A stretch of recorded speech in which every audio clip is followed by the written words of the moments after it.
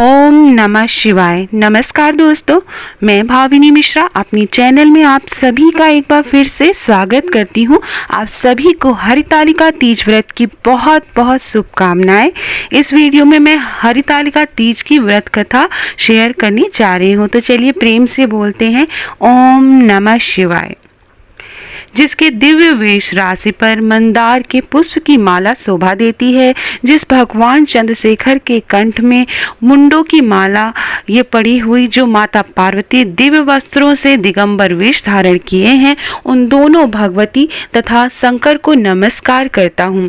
कैलाश पर्वत के शिखर पर माता पार्वती ने महादेव से पूछा है, महेश्वर अब हमसे आप गुप्त से गुप्त वार्ता कहिए, जो सबके लिए सब धर्मों से सरल हो अथवा महान फल देने वाली हो। हे नाथ, आप हमसे भली भांति प्रसन्न होकर आप मेरे सन्मुख प्रकट कीजिए।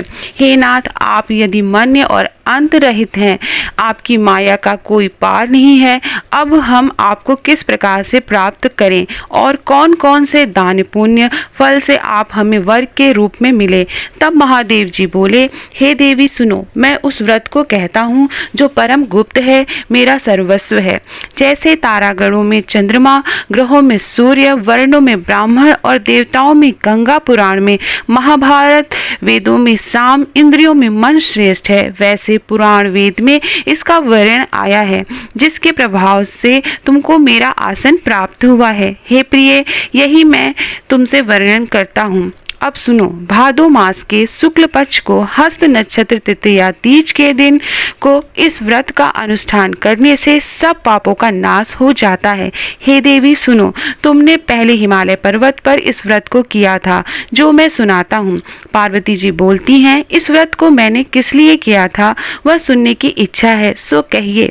शंकर जी बोले, आर्यव्रत में हिमांचल नामक एक पर्वत है, जहाँ अनेक प्रकार के पक्षीगण रहते हैं, अनेक प्रकार के मृग आदि जहाँ विचरण करते हैं, जहाँ देवता गंध सहित किन्नर आदि सिद्ध जन रहते हैं, गंधर्व गण प्रसन्नता पूर्वक गान करते हैं, पहाड़ों के शिखर कंचन मणि वैद्य आदि से सुशोभित रहते हैं। वह गिरिराज आकाश को अपना मित्र जानकर अपने शिखर रूपी हाथ से छूता रहता है, जो सदैव बर्फ से ढका हुआ गंगा जी की कलकल ध्वनि से शब्दायमान रखते हैं। हे गिरजे, तुमने बाल्यकाल में इसी स्थान पर तप किया था। 12 साल नीचे को मुख करके धूम्रपान किया, तब फिर 64 वर्ष तुमने बेल के पत्ते भोजन करके ही तप किया।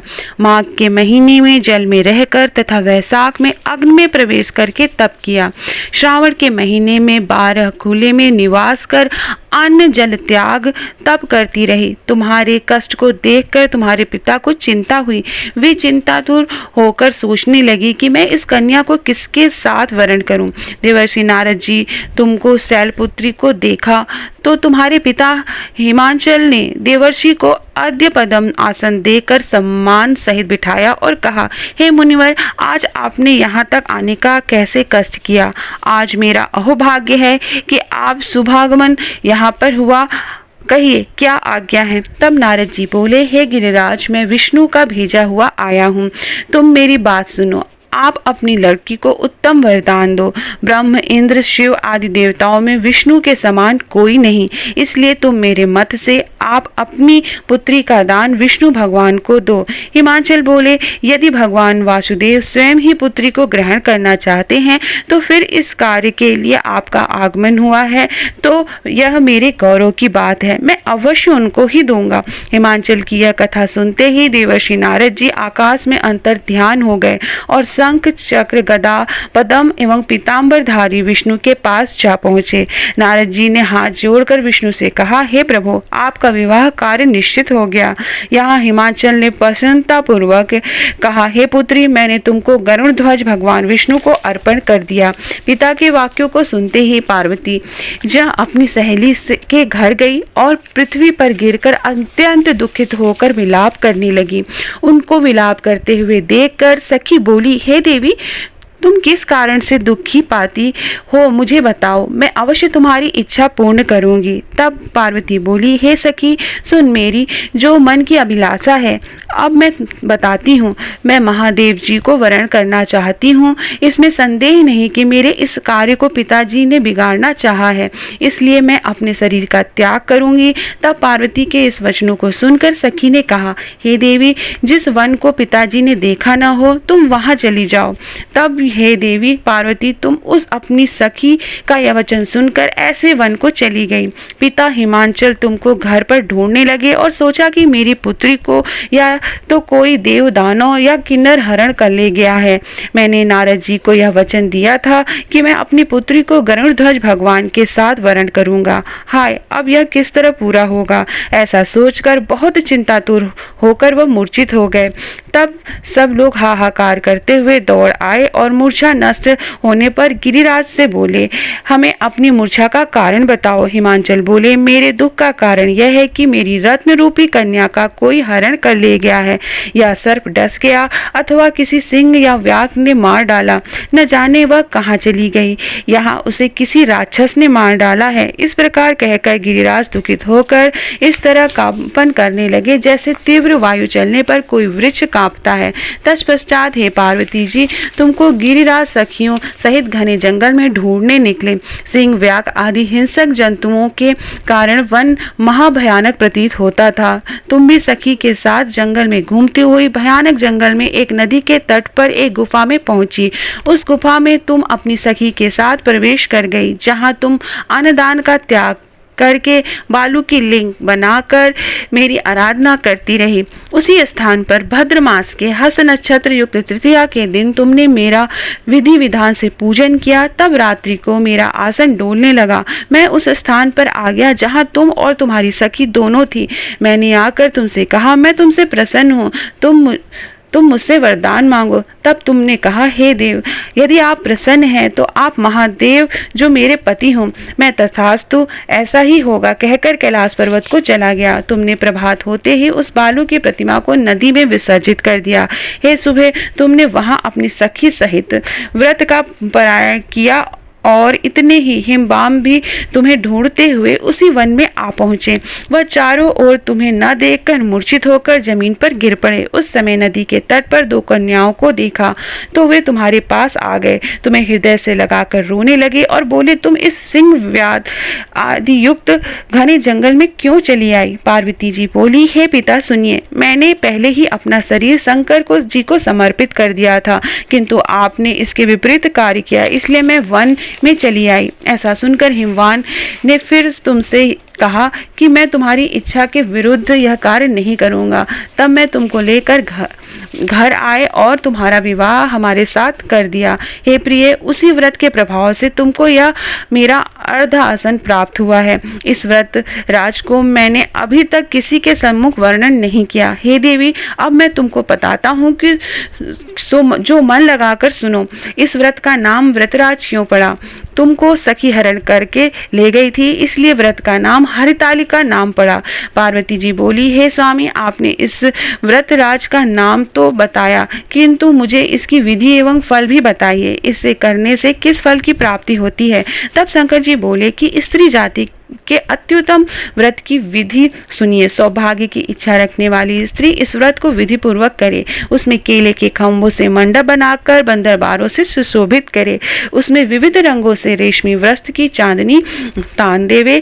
फिर चंदन आदि सुगंधित द्रव्यों के लेपन से स्त्री एकत्र होकर शंख मृदंग बजावे। विधि पूर्वक मंगलाचार करके गौरा और शंकर स्वर्ण निर्मित प्रतिमा को स्थापित करें। फिर शिव और पार्वती जी का गंध, धूप, दीप, पुष्प आदि से विधि सहित पूजन कर अनेक प्रकार के नैवेद्य का भोग लगा दें और रात को जागरण करें। नारियल, सुपारी, जवारी, नींबू, लौंग, अनार, नारंगी आदि फलों को एकत्रित करके धूप, दीप आदि मंत्रों द्वारा पूजन करें। फिर मंत्रोच्चारण करें। शिवाय से लेकर ओम यास तक के मंत्रों में प्रार्थना कर अथ प्रार्थना मर्तार्थ है। कल्याण स्वरूप शिव हैं, मंगल स्वरूप महेश्वरा। हे शिवे, आप हम सब की मनोकामनाओं को पूर्ण करें, हमारा कल्याण करें, आपको नमस्कार है। कल्याण स्वरूप माता पार्वती जी, हम आपको नमस्कार करते हैं और फिर श्री शंकर जी को सदैव नमस्कार करते हैं। ब्रह्म जगत का पालन करने वाली माता जी आपको नमस्कार है। हे सिंहवाणी, संसारिक भय से व्याकुल हूँ, मेरी रक्षा करें। हे महेश्वरी, मैंने इसी अभिलाषा से आपका पूजन किया है। हे पार्वती माता, आप हमारे ऊपर प्रसन्न होकर मुझे और सौभाग्य प्रदान कीजिए। इस प्रकार मंत्रों द्वारा उमा सहित शंकर जी का पूजन करें तथा विधि विधान सहित कथा सुनकर गौ वस्त्र और आभूषण ब्राह्मणों को दान करें। इस प्रकार से पति तथा पत्नी दोनों को पुकारा चित होकर पूजन करें। वस्त्र आभूषण आदि संकल्प द्वारा ब्राह्मण को दक्षिणा करें। हे देवी, इस प्रकार व्रत करने वालों के सभी पाप नष्ट हो जाते हैं। फिर वह 7 जन्म तक राज्य सुख और भाग्य को भोगती है। जो स्त्री इस तृतीया के दिन अनाहार करती है, व्रत को नहीं करती तथा 7 जन्म तक वाध्या और विधवा रहती है, जो स्त्री इस व्रत को नहीं करती, वह धन और पुत्र के शोक से अधिक दुख को भोगती है तथा वह घोर नरक में रहकर कष्ट पाती है। इस दिन अनाहार करने वाली सुकरी, फल खाने वाली बानरी तथा जल पीने वाली टिटहरी, शबद पीने वाली जोंक, दूध पीने वाली सांपिनी, मांस खाने वाली मुर्गी का जन्म पाती है। स्त्रियों को परलोक सुधारने के लिए व्रत करना चाहिए। व्रत के दूसरे दिन व्रत का पारण करने के पश्चात चांदी, सोना, तांबे या कांसे के पात्र में भोजन को अन्न दान करना चाहिए। इस व्रत को करने वाली स्त्रियां मेरे समान पति को पाती हैं। मृत्यु काल में पार्वती जैसे रूप को प्राप्त करती हैं। जीवन सांसारिक सुख को भोग कर परम लोक में मुक्ति पाती हैं। हजारों अश्वमेध यज्ञों के करने से जो फल प्राप्त होता है, वही मनुष्य इस कथा को सुनने से मिलता है। हे देवी, मैंने तुम्हारे सम्मुख यह सब व्रतों में उत्तम व्रत को वर्णन किया है। इसके करने से मनुष्य के समस्त पापों का नाश हो जाता है। तो आइए चलिए फिर से बोलते हैं प्रेम से, ओम नमः शिवाय। जय पार्वती माता की, जय गणेश भगवान जी की। तो आशा करती हूँ आपको मेरा वीडियो पसंद आया होगा। पसंद आया हो तो मेरे चैनल को प्लीज़ सब्सक्राइब कर लीजिए। यह कथा अपने दोस्तों को भी शेयर कर सकते हैं। बहुत बहुत धन्यवाद ये वीडियो देखने के